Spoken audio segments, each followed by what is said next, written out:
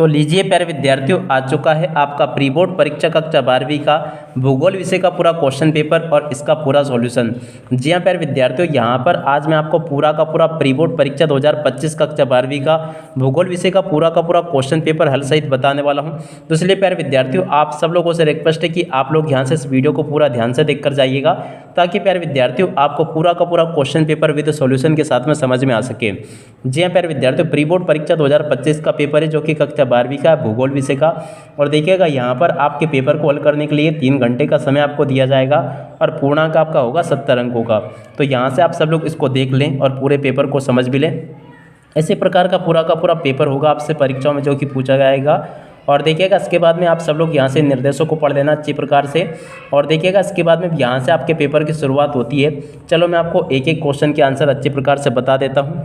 तो देखिएगा पहला क्वेश्चन लिखा है, मानव भूगोल मानव समाजों और धरातल के बीच संबंधों का संश्लेषित अध्ययन है। उक्त कथन परिभाषा किस भूगोलविद की है? तो देखो प्यारे विद्यार्थियों, इसका राइट आंसर आपका आ जाएगा रेट जेल। जी हाँ प्यारे विद्यार्थियों, रेट जेल एकदम करेक्ट आंसर होगा। अब चलो जल्दी से हम आगे बढ़ते हैं। आगे के क्वेश्चंस और उन क्वेश्चन के आंसर मैं आपको बता देता हूँ, ताकि प्यारे विद्यार्थियों आपको पूरा का पूरा पेपर ये अच्छे प्रकार से समझ में आ सके। देखिएगा प्यारे विद्यार्थियों, यहाँ से आप लोग देख लें, ये जो परिभाषा है ना, ये रेट जेल की नहीं है। इसका राइट आंसर आपका ये आएगा विडाल डिला ब्लास की। ठीक है ना, किसकी परिभाषा? ये विडाल डिला ब्लास की परिभाषा है। तो यहाँ से आप लोग ये देख लें। ठीक है, और चलो अब आगे बढ़ते हैं, अगले क्वेश्चन के आंसर को देखते हैं, ताकि प्यारे विद्यार्थियों आपको पूरा का पूरा एक क्वेश्चन पेपर अच्छे प्रकार से समझ में आ सके। देख सकते हैं प्यारे विद्यार्थियों, यहाँ तक के सभी क्वेश्चंस मैं आपको बता चुका हूँ। अब इसके बाद में चलो हम आगे बढ़ते हैं। तो देखो आगे आपका पेपर परीक्षा में इस प्रकार से पूछा जाएगा। आप सब लोग इन क्वेश्चन के आंसर को भी देख लें और पूरे पेपर को समझ लीजिएगा।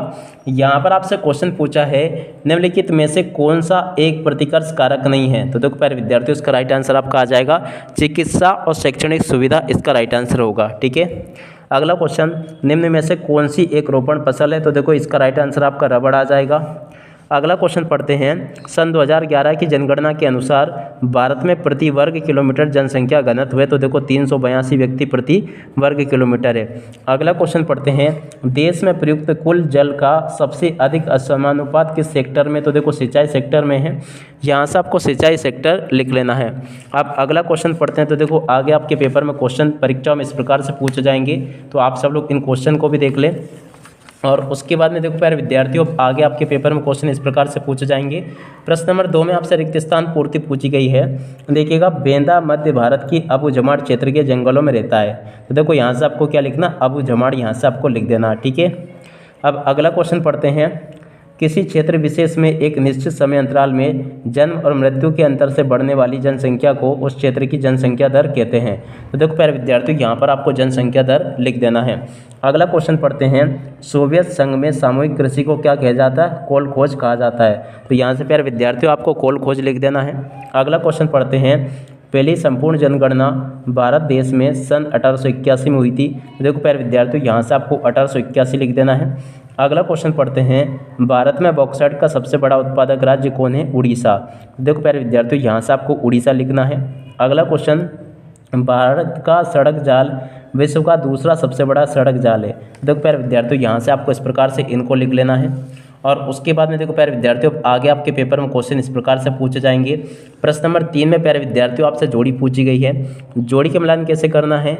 जीवन प्रत्याशा इसकी जोड़ी मिल जाएगी औसत आयु से। और पुष्पों का उत्पादन तो देखो इसकी जोड़ी मिल जाएगी उद्यान कृषि से। और रबी की फसल तो देखो गेहूँ होगा। और आधारभूत उद्योग की जोड़ी लोहा इस्पात उद्योग से। और मुख्य श्रमिक की जोड़ी का मिलान होगा 183 दिन से। ठीक है, यहाँ से प्यारे विद्यार्थियों आप सब लोग इन क्वेश्चन के आंसर को देख लें और पूरा का पूरा पेपर समझ लें। अब चलो जल्दी से हम आगे बढ़ते हैं, आगे के सभी क्वेश्चन और उन क्वेश्चन के आंसर को देख लेते हैं। तो देखिएगा आगे आपके पेपर में क्वेश्चन परीक्षा में इस प्रकार से पूछे जाएंगे। देख सकते हो प्रश्न नंबर 4 में क्वेश्चन पूछे गए हैं, एक शब्द या फिर एक वाक्य में उत्तर लिखिए। पहला क्वेश्चन देखिएगा, क्षेत्रफल की दृष्टि से विश्व में भारत का कौन सा स्थान है? तो देखो 7वां स्थान है। ठीक है, परिवहन सेवा किस क्रियाकलाप के अंतर्गत शामिल की जाती है? तो देखो तृतीयक क्रियाकलाप के अंतर्गत शामिल की जाती है। साइबेरिया की जीवन रेखा किस रेल मार्ग को कहा जाता है? तो देखो ट्रांस साइबेरियन रेल मार्ग को कहा जाता है। और भारत में पहली राष्ट्रीय युवा नीति कब लागू की गई? तो देखो जनवरी 2014 में लागू की गई। अगला क्वेश्चन देखते हैं, मैदानी क्षेत्र में प्राय किस प्रकार की बस्तियां पाई जाती है। तो देखो प्यारे विद्यार्थियों, आयताकार यहाँ से आपको लिख लेना, ठीक है। और उसके बाद में देखो अगला क्वेश्चन, भारत में चाय का सबसे बड़ा उत्पादक राज्य कौन सा है। तो देखो असम है। यहाँ से प्यारे विद्यार्थियों आप सब लोग इन क्वेश्चन के आंसर को देख लें और पूरा का पूरा इनको समझ भी लें। और उसके बाद में देखो प्यारे विद्यार्थियों, आगे क्वेश्चन आपके पेपर में परीक्षाओं में इस प्रकार से पूछे गए हैं। प्रश्न नंबर 5 को यहाँ से देख लीजिएगा। 5 में आपसे क्वेश्चन पूछे गए हैं, भूटान विश्व में अकेला ऐसा देश है जिसने सकल राष्ट्रीय प्रसन्नता को देश की प्रगति का आधिकारिक माप घोषित किया है। ये बिल्कुल सत्य होगा। मिश्रित कृषि विश्व के अविकसित भागों में की जाती है, ये भी सत्य होगा। भारत सरकार ने 2015 में कौशल विकास तथा उद्यमिता के लिए नीति बनाई थी, ये भी आपका सत्य होगा। परिक्षिप्त बस्तियाँ प्राय घनी बसी रहती है, तो देखो ये भी आपका असत्य हो जाएगा। तो यहाँ से प्यारे विद्यार्थियों आप सब लोग इसको देख लें और पूरा का पूरा इसको भी समझ लें। अब इसके बाद हम इधर आ जाते हैं, इन क्वेश्चन को पढ़ते हैं। प्रश्न नंबर 5 लिखा है, भारत में अधिकांश धात्विक खनिज उत्तर भारत के विशाल मैदान में पाए जाते हैं। तो देखो ये भी आपका असत्य होगा।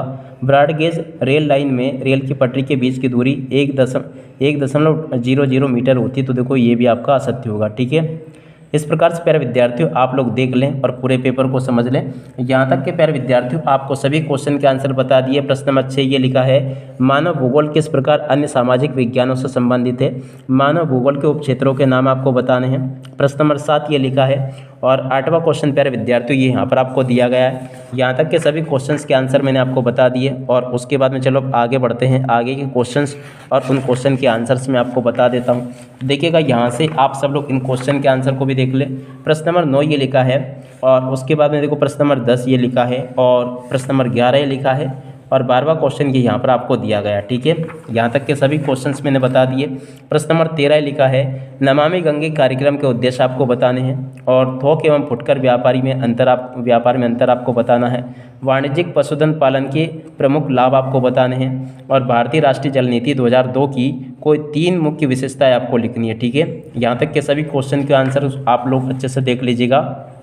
और उसके बाद में देखो अब आगे बढ़ते हैं, आगे इन क्वेश्चंस को देखते हैं। तो देखो प्रश्न नंबर 17 लिखा है, इसको भी आप लोग देख लीजिएगा। प्रश्न नंबर 18 लिखा है। और 19वां क्वेश्चन ये यहाँ पर आपको दिया गया है। और उसके बाद में देखो कुछ क्वेश्चंस ये पूछे गए हैं, तो आप सब लोग इनको देख लें और पूरा का पूरा समझ लें।